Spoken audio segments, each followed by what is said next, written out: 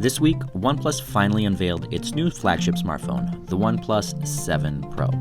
The launch event in New York City was filled with die-hard OnePlus fans, followed by a retail launch event exclusively at the T-Mobile store in Times Square, which was filled with eager fans just waiting to get their hands on the new device. Now, before we get into the specs, we need to set the stage for the changes that OnePlus is making.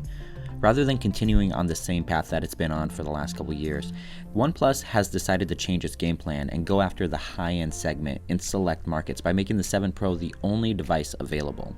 This means that the standard OnePlus 7 won't be available in the US and also select European countries.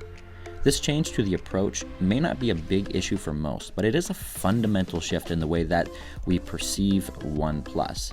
The new 7 Pro starts at $670. Now, for that price point though, you do get an incredible set of specifications for a device that can go up against any other flagship smartphone of 2019.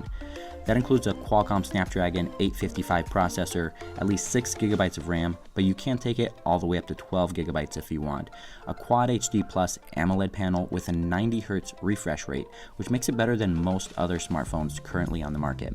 And then that display panel itself goes edge to edge with a hidden selfie camera that pops up from the top edge of the phone.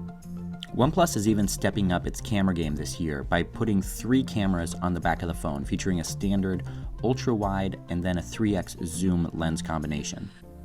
Based on hardware alone, the OnePlus 7 Pro offers more bang for your buck than any other smartphone on the market.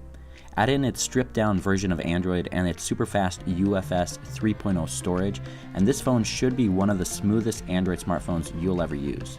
After spending a few hours with the phone at the launch event, we've come away pretty impressed, but we're still waiting for our review unit to show up so that we can give you guys a better look at what this phone has to offer. One of the areas that OnePlus phones typically falter though is with their cameras, but that should be changing this year with the new 3 camera lenses and sensors that are on the back of the phone. DxOMark has already reviewed the device and given it a score of 111, making it one of the best smartphone cameras currently in their rankings. We haven't been able to thoroughly test it yet, but we're excited to see how it actually compares against Samsung's Galaxy S10 devices and even the Google Pixel. Honestly, the only real issue with the OnePlus 7 Pro is philosophical at best.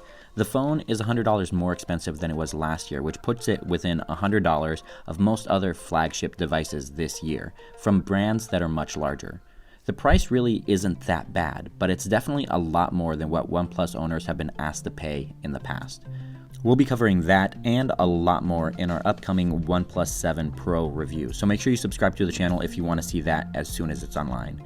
Thank you guys so much for watching, and we'll catch you in the next one.